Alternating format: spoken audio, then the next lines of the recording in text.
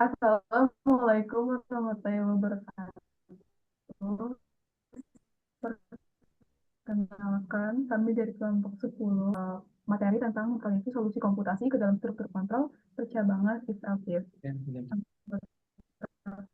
Kelompok kami, perkenalkan nama saya Sofwa Laila Karima. Kenalkan nama saya Ghazali Ramzi Salim. Nama saya Muhammad Rizky Adisya Putra. Kalau saya emang kesukaannya Akasimi.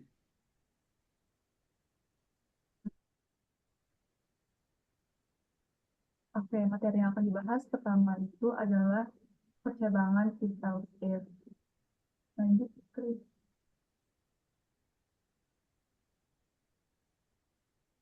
Lanjut. Apa itu if else if? Percabangan if-else adalah cara untuk menjalankan kode yang berbeda tergantung pada apakah kondisi yang diberikan bernilai benar atau true, atau salah, false. Bentuk paling sederhana dari percabangan ini adalah dengan menggunakan if untuk memeriksa kondisi. Namun, lanjut. Namun, bagaimana jika kita ingin menjalankan kode lain jika kondisi tersebut tidak terpenuhi? Disinilah else berperan.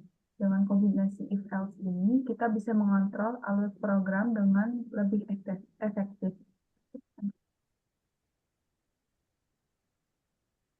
Terus hari kan kita udah tahu nih basicnya if else itu apa. Sekarang sebelum kita masuk ke if else, kita bahas dulu tentang sejarahnya. Nah, di tahun 1940-an itu, arsitektur komputer modern yang dikembangkan oleh John von Neumann menetapkan bahwa program harus dapat mengubah alur eksekusinya atau control flow. Berdasarkan data, komputer tidak hanya menjalankan instruksi dari A ke Z, tapi bisa melompat, atau bisa dibilang jump, atau bercabang, atau bisa dibilang branch. Nah, sebelum menggunakan bahasa pemrograman tingkat tinggi, programmer menggunakan diagram alir, atau bisa disebut flowchart. Nah, simbol decision atau keputusan ini, yang biasanya berbentuk berlian atau diamond, dalam flowchart secara eksplisit merepresentasikan konsep, jika kondisi ini benar, lakukan A. Jika salah, maka lakukan B. Nah, ini adalah cikal bakal visual dari if else. Nah, cara kerja percabangan sih gampang aja ya.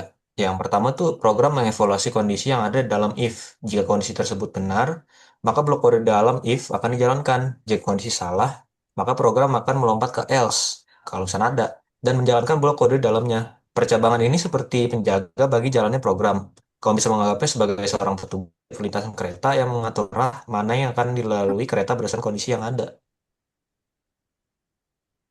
Di sini saya akan menjelaskan bagaimana sih mengimplementasikan percabangan dalam beberapa bahasa pemrograman.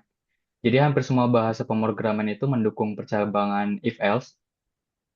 Jadi yang membedakan itu intinya sebenarnya dari sintaksnya saja. Dalam logikanya itu tetap sama. Yang pertama itu menggunakan bahasa Python, yang dimana kita hanya menulis secara simple if dengan kondisi yang dimana if ini yang apa kode yang akan dijalankan itu jika bernilai benar, sedangkan else itu jika yang dijalankan bernilai salah atau false. Yang kedua pada JavaScript berbeda pada dengan Python. Kalau di JavaScript ini menggunakan kurung kurawal sebagai penutup atau kayak mengkolomkan sebuah kodenya. Secara logika juga tetap sama yang dimana if itu jika kondisi bernilai benar atau true dan else itu jika kondisi salah atau bernilai false. Yang ketiga adalah bahasa Java. Di sini juga bahasa Java dengan JavaScript itu hampir mempunyai kemiripan atau bahkan sama ya. Yang dimana if jika kondisi bernilai benar dan else itu jika kondisi bernilai salah.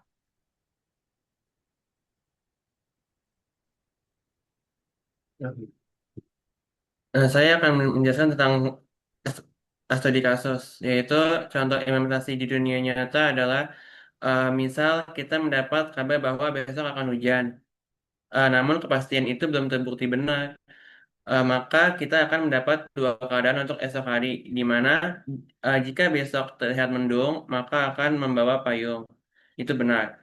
Jika besok terlihat cerah, maka tidak perlu membawa payung. Itu salah atau false.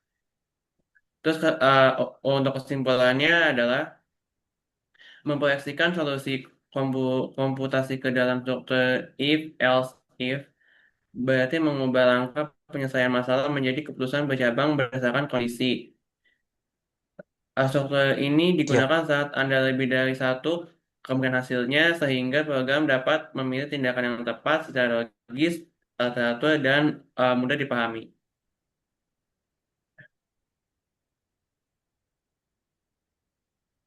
Berikut merupakan videonya.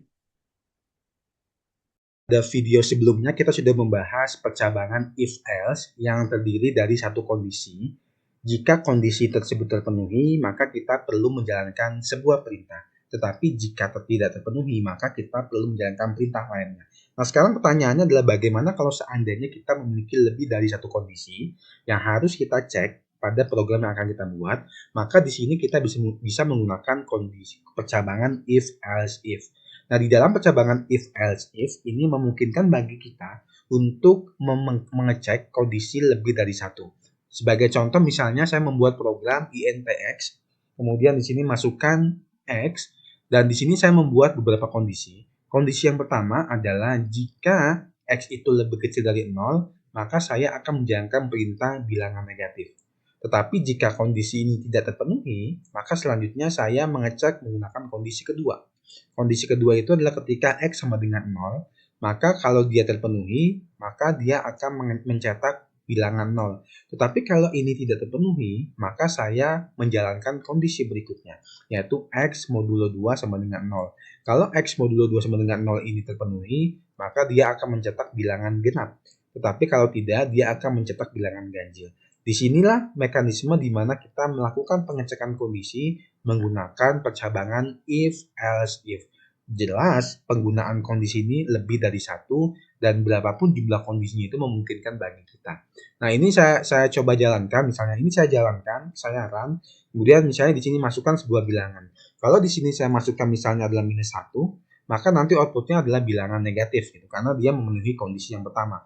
Tetapi kalau saya jalankan kembali, kemudian saya masukkan angka 0, maka dia akan bilangan 0 karena dia memenuhi kondisi yang kedua. Kemudian kalau saya jalankan lagi, misalnya angka 4, maka dia akan masuk ke kondisi yang ketiga.